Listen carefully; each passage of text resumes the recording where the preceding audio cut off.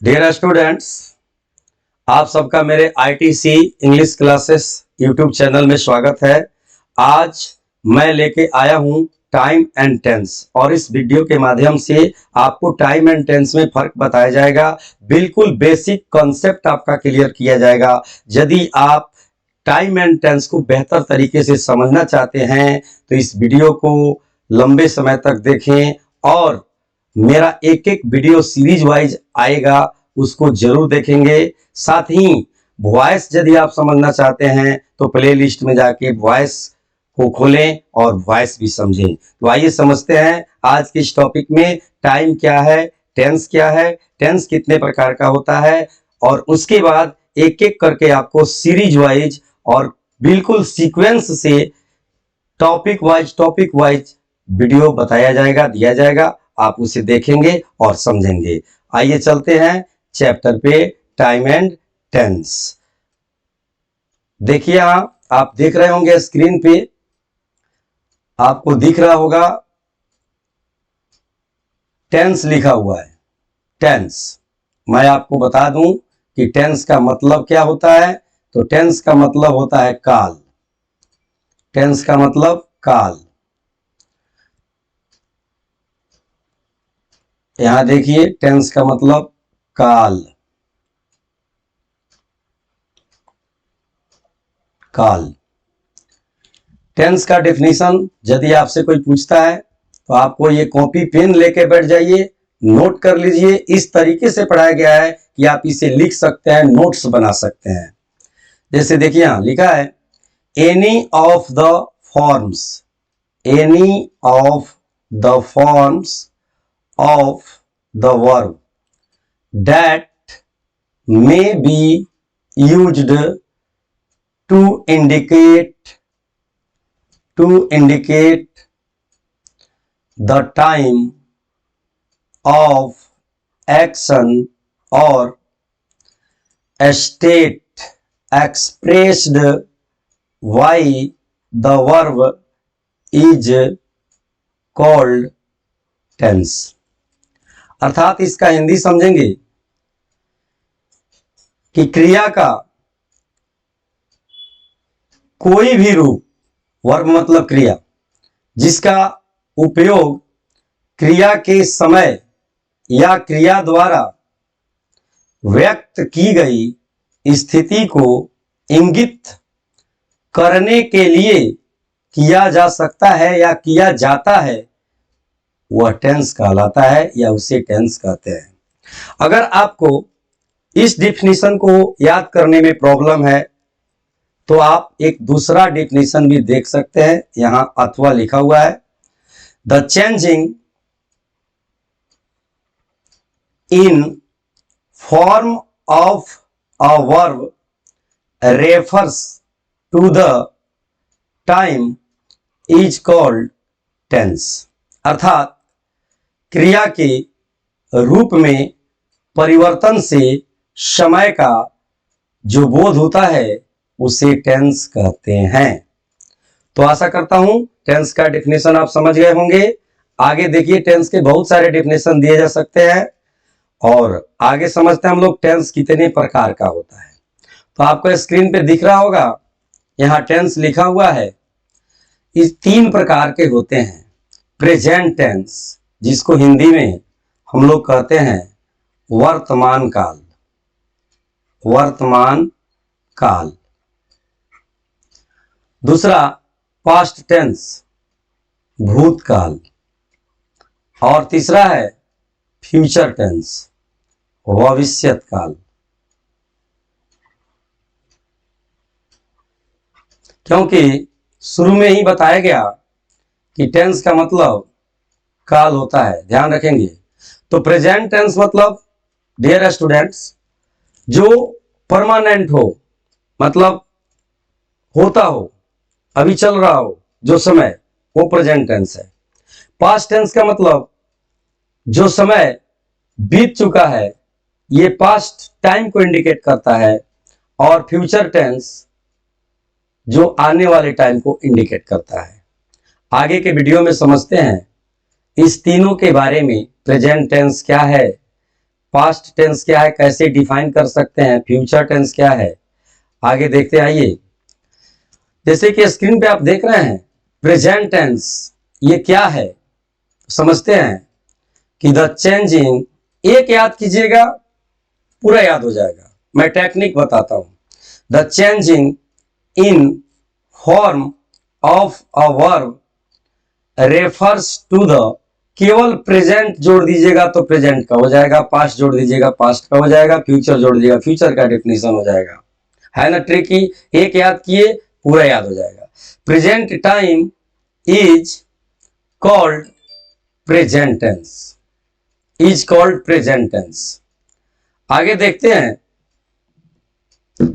इसका हिंदी कि क्रिया के जिस रूप से वर्तमान समय का बोध हो, मैंने बताया ना प्रेजेंट टेंस वर्तमान समय को दर्शाता है, उसे प्रेजेंट टेंस कहते हैं। जैसे मैं अभी आपको पढ़ा रहा हूं, ये प्रेजेंट टेंस है, आप लोग पढ़ रहे हो प्रेजेंट टेंस है। आगे समझते हैं पास्ट टेंस। पास्ट टेंस क्या है, तो the changing in form of a verb refers to the past time. देखिए यहां प्रेजेंट टाइम ना होकर के पास्ट टाइम होगा, ये मैंने गड़बड़ कर दिया है, मैं बता दूं आपको, यहां पास्ट टाइम ऐड कर देना है बस। Past time is called past tense, यहां भी गलती हुई है, यहां पास्ट लिखेंगे। क्रिया के जिस रूप से बीते हुए समय का बोध हो उसे पास्ट टेंस कहते हैं, याद रखना है। जैसे मैं पढ़ाता था, मैं पढ़ाता था, मैं खेलता था, मैं चला गया था, मैं खा रहा था, मैं पढ़ रहा था, ये सारे चीज पास्ट टेंस इंडिकेट करता है। तो याद रखेंगे, थोड़ा प्रेजेंट में मैं आता हूं फिर बता दूं कि इसका पहचान है हो, हूं, ये याद रखना है हो, हूं, ये प्रेजेंट का पहचान है। पास्ट का पहचान है था, थे, थी, ये याद रखना है।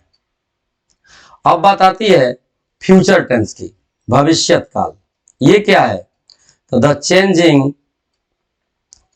इन form of a verb refers to the, यहां देखिए फिर मैंने गलत लिखा है, यहां होगा फ्यूचर टाइम, फ्यूचर टाइम बस जोड़िएगा।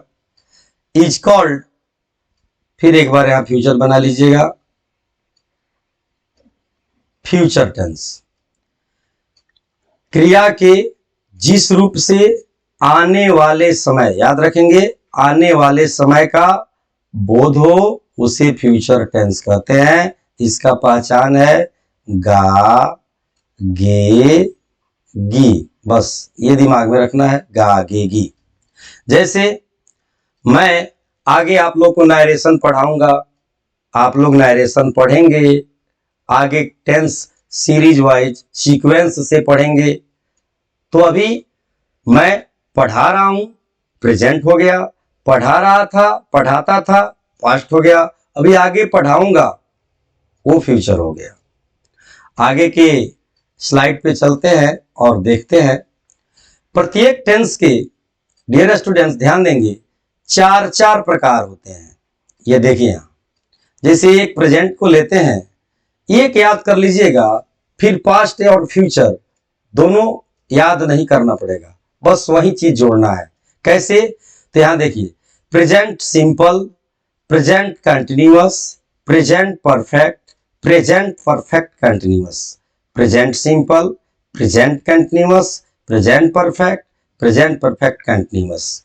फिर समझते हैं पास्ट के लिए, इसके भी चार भेद होते हैं, इसके भी चार, इसके भी चार और इसके भी चार, और नाम सबका एक ही है। देखिए past simple, past continuous, past perfect और फिर पास्ट परफेक्ट कंटिन्यूअस। फिर फ्यूचर में वही फ्यूचर सिंपल या इंडेफिनिट कहिए, फ्यूचर कंटिन्यूअस कहिए या इम्परफेक्ट कहिए, फ्यूचर परफेक्ट कहिए या फ्यूचर परफेक्ट कंटिन्यूअस कहिए। इस तरह चार, चार 8 और 4 12, टोटल टेंस 12 होते हैं और इस 12 के बारे में एक एक करके डिटेल्स मैं पढ़ाऊंगा। बिल्कुल आपको ऑफलाइन क्लास की तरह लगेगा। बिल्कुल आप ध्यान से बस पढ़ें। आइए अब समझते हैं टाइम और टेंस में क्या अंतर है। आखिर टाइम क्या है, टेंस क्या है? तो टाइम मैं आपको बता दूं, यहां लिखा है एक नॉन ग्रामेटिकल टर्म है। नॉन ग्रामेटिकल का मतलब जिसका ग्रामर से संबंध न हो। इसका संबंध ग्रामर से नहीं है, याद रखना है। यह ग्रामर के रूल्स को फॉलो नहीं करता है। टाइम ग्रामर के रूल्स को फॉलो नहीं करता है। यह लैंग्वेज यानी कि भाषा से बिल्कुल स्वतंत्र है।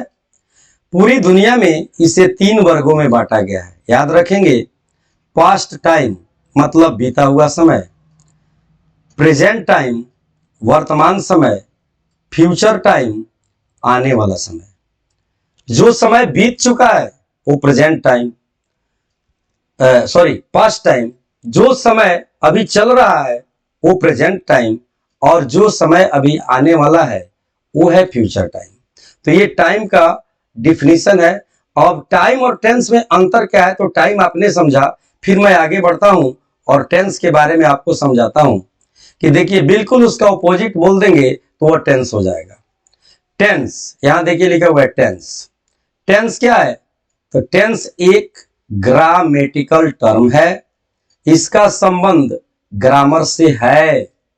यह ग्रामर के रूल्स को फॉलो करता है और यह लैंग्वेज यानी कि भाषा से स्वतंत्र नहीं है। इस पर भाषा का प्रभाव पड़ता है। इसमें वर्ब के विभिन्न फॉर्म्स यानी रूपों का अध्ययन किया जाता है। डियर फ्रेंड्स, एक चीज ध्यान रखेंगे, बहुत बड़े विद्वान का कहना है कि नो टेंस विदाउट वर्ब। मैं आपको बता दूं कि नो टेंस विदाउट वर्ब, कि बिना वर्ब के जानकारी का टेंस पॉसिबल ही नहीं है। इसलिए यदि आप लोग चाहते हैं कि टेंस चैप्टर पर बेहतर पकड़ कर लें तो उसके लिए आपको वर्ब की जानकारी लेनी होगी। तो मैं आपको बता दूं कि वर्ब के 5 फॉर्म्स हैं, V1, V2, V3, V4 और V5। जैसे आप अगर गो लेते हैं, ये V1 है, इसी का V2 हो जाएगा वेंट, V3 हो जाएगा गॉन। V4 कैसे करते हैं बेटा, आप लोग समझेंगे डियर स्टूडेंट्स। और जो लोग फ्रेंड्स हैं बुरा नहीं मानेंगे, हमको आदत है क्लास में ऑफलाइन में बेटा कहने की। हो सकता है कि केवल स्टूडेंट ही नहीं बल्कि बहुत लोग इस वीडियो को देख रहे होंगे, इसलिए बार बार मुंह से निकल जाता है। V1 प्लस ING लगा दीजिएगा, आपका V4 बन जाएगा। जैसे गो का V4 बनाना हो तो बस ING जोड़ दीजिए, गोइंग बन गया। ठीक उसी तरह आप V5 बनाना है तो V1 में S या ES जोड़ दीजिए, यानी वर्ब के फर्स्ट फॉर्म में S या ES जोड़िएगा तो वह V5 बन जाएगा। तो गो का V5 बनाना हो तो हम लोग गोज लिख सकते हैं। इसी तरह अगर आप चाहते हो कि कमांड कर लें वर्ब टेंस पे, तो उसके लिए आपको वर्ब का फॉर्म कमांड करना होगा। जैसे ईट का देखिए, ईट मतलब खाना, eat, second form ate, third form eaten, और फोर्थ फॉर्म तो आप बना लेंगे अब, क्योंकि आप जान चुके हैं कि फर्स्ट फॉर्म में ING लगा के फोर्थ बनाते हैं। तो बोलिए ईट का ईटिंग, क्या बोलेंगे ईटिंग, और फिफ्थ फॉर्म में एस जोड़ दीजिए इट्स। इस तरह आप बहुत सारे वर्ब फॉर्म्स हैं उसको कमांड करेंगे। अगर आपको जरूरत लगी कमेंट करेंगे तो मैं वर्ब फॉर्म्स की सीरीज भी आपको दे दूंगा। अब बात आती है कि टाइम एंड टेंस वाले चीज को जो समझना था, तो देखिए बहुत सारे सेंटेंस हैं जो होते हैं किसी खास टेंस में, लेकिन उससे तीनों टाइम का इंडिकेशन होता है। जैसे देखिए, एग्जाम्पल के लिए अगर हम लिखते हैं the earth moves round the sun, कहने के लिए इसमें वर्ब का 5वां रूप लगा है, तो ये सिंपल प्रेजेंट में है या प्रेजेंट इंडेफिनिट कहिए, लेकिन इससे तीनों टाइम का इंडिकेशन हो रहा है। आइए समझते हैं कैसे। पृथ्वी सूरज की चक्कर काटती है। अरे भाई, आज से करोड़ों वर्ष पहले जब से पृथ्वी की उत्पत्ति हुई है तब से काटती है, तो वह पास्ट टाइम हो गया। उस समय भी काटती थी तो पास्ट टाइम इंडिकेशन, अभी काट रही है तो प्रेजेंट टाइम। और ऐसा नहीं है कि आगे नहीं काटेगी, जिस दिन चक्कर काटना बंद कर दे उस दिन हम लोग अपना चक्कर काटना बंद कर देंगे, इस सृष्टि का विनाश हो जाएगा। तो अभी आगे भी काटेगी। तो देखिए, एक ही सेंटेंस है और इससे फ्यूचर टाइम का इंडिकेशन हो रहा है। तो कहने के लिए यह सेंटेंस है सिंपल प्रेजेंट में, बट इससे तीनों टाइम का बोध हो रहा है। पृथ्वी सूरज की चक्कर काटती है, अरे भाई काटती भी थी तो पास्ट टाइम हो गया, अभी काटती है प्रेजेंट टाइम, आगे भी काटेगी फ्यूचर टाइम। तो इस तरह के वाक्यों को टाइम एंड टेंस के अंतर्गत रखा जाता है, न कि केवल जनरल टेंस के अंतर्गत रखा जाता है। तो आशा करता हूं कि आप लोग time and tens plus tens क्या है, डिफिनेशन उसका सब समझ गए होंगे। और आगे की वीडियो में हमारे चैनल पे जाके टेंस सीरीज खोलिएगा, उसमें सिंपल प्रेजेंट टेंस का डिटेल्स, फिर प्रेजेंट कंटिन्यूअस का, प्रेजेंट परफेक्ट का, यानी 12 टेंस का मैं डिटेल्स दूंगा। तब तक के लिए हमें इजाजत दें, धन्यवाद। यदि ये वीडियो आप तक पहुंच ही गया है तो चैनल को सब्सक्राइब और लाइक करना ना भूलें। आइए मिलते हैं अगले वीडियो में।